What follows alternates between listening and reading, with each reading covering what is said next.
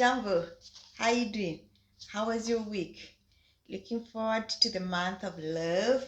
Okay, every day is a day of love, but yeah, I do support Valentine's Day because sometimes we as people need to be reminded about love. Pity, yes, it is. But unfortunately, that is the way life is. We are all too busy getting on with our professional life. We are too busy trying to build our goals. We are too busy trying to build our career. So we tend to forget about our families. We tend to forget about our friends. We tend to forget about our relationship, our lovers, the dating life. That's why Valentine is here to remind us. No, it's not a date, just one day for love. It's just to remind those of us who tend to forget how important love is, that we should cherish and we should cherish those who are around us. So I hope you're looking forward to it as I am. Yes, single, but yes, I am looking forward to it because I will celebrate it fully. Anyway, let's get to the seriousness of the video. For those who are new, my name is Ngera Kieti, and part of my mission is I help others realize their self-worth. That's why I am here doing these videos each and every Friday, because by doing this, I help you, I help me. What does that mean? I improve my communication and public speaking skills. Today, I got the notes. Yes, I had to go and refer to the notes because this is an area that for the past 5 years I have been involved in, but at 1%. The last time I was in an interview, I do not remember, but we always have to ensure that we keep our skills right because we never know when we'll go for the interviews. I needed to research so that I ensure that I've got the current receipts. I do not want to give you the information I used 5 years ago. I want to give you what is current for 2022. As I always say, you also need to do your part. You need to go and research. This is my research. This is based on my research. I could be wrong. I could be right. But I'm hoping that it will help you attend an interview and help promote your career path. Now, no matter how much we want to think of it as a cliche, yes, it is a cliche, but the first judgment of an interview is going to be about what you wear and based on how you look. Don't want to believe the moment you walk that door, the person will look at you. They will not think about your CV. They will not think about your skills. They will not think about your capability. They will look at you. The eyeball test, like I talked about in my last video. This describes the you. You do not want to lose a few marks because they are busy concentrating on your flashy outfit. They're busy concentrating on that tear on your dress, on your trouser. They're busy concentrating on that mud. Yes, it is raining. Yes, here indoor, it is raining where you are. Maybe it is dusty, whatever. Make sure that you get to the interview at least 15 minutes to time. I used to get to the interviews at least 1 hour. I was told, no, because of COVID, because of security purposes nowadays is 15 minutes to time, and go to the bathroom and check on your shoes and check on your outfit. In case of anything, just correct it. Okay, now how do we make sure that you pass the eyeball test? What determines what you're gonna wear to an interview are 3 factors. 1, the location. Is it a virtual interview? Is it a face-to-face interview? 2, the role. What type of job is it? And 3, your personality. We cannot ignore you. You are the key factor in this thing. The company is, you also are. So don't forget about that personality.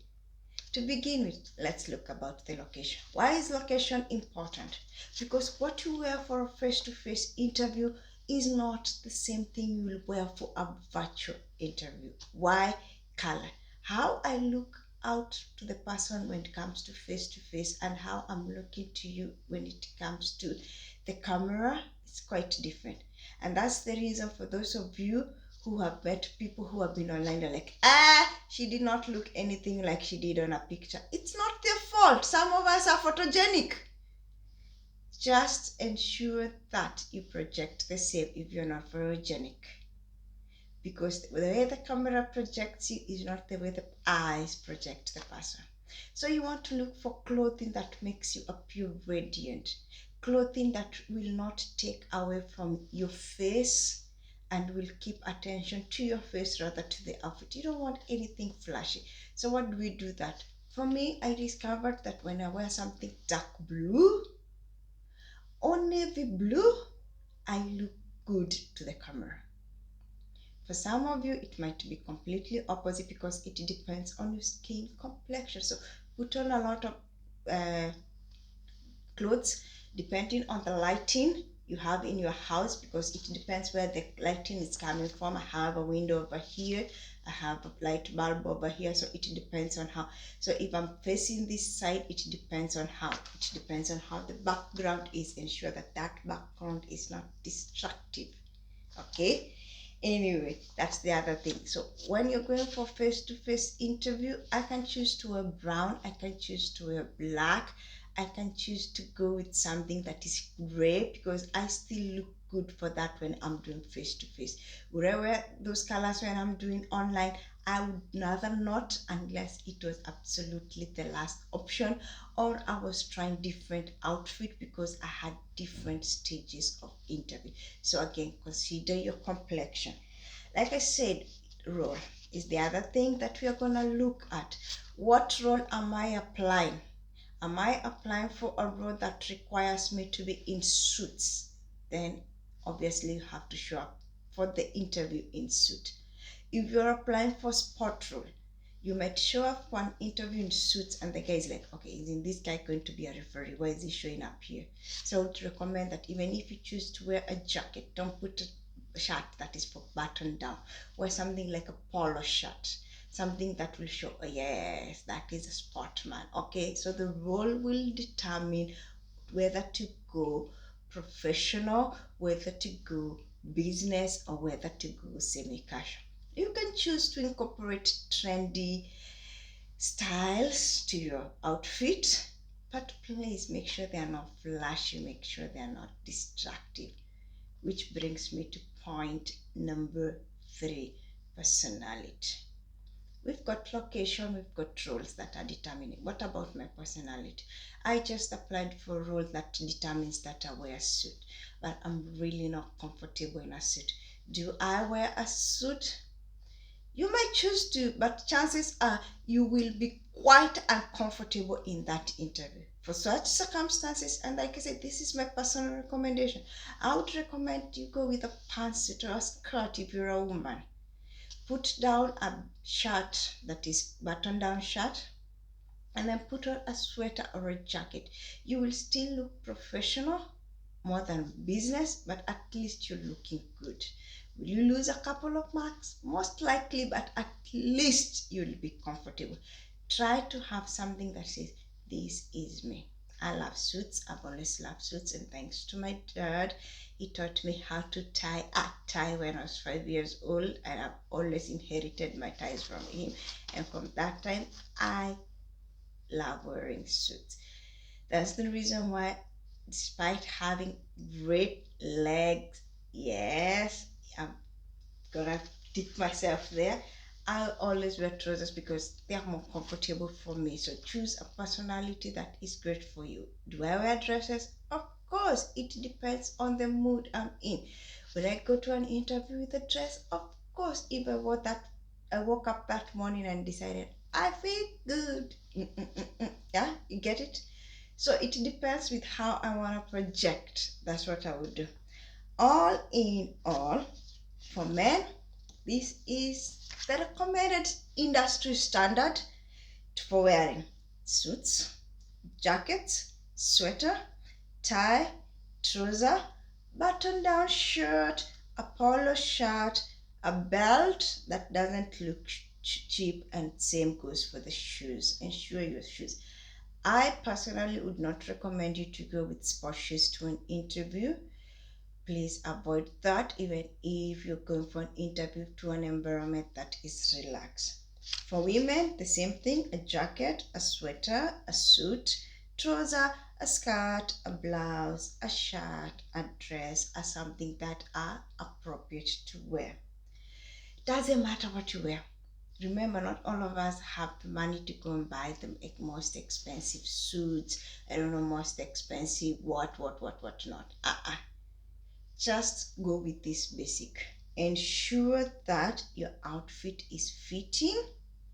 It is not torn. It is not distracting. It is not flashy. And most importantly, the colors match you. Please do not wear something bright. Do not wear something neon. Do not wear something light to the interview, even if you look good with it. We need to maintain a bit, like I say, old is gold on the old fashion, to ensure that you just got that point of business like. Doesn't depend on the role. All in all, the most important thing, again, to remember, to summarize it all, is that no matter what you want to wear, your look should always be professional, polished, regardless of location, role, and personality. That means that research what the average person in that company is wearing, and then be above them. I'm not saying be above the CEO, I'm not saying be above the directors.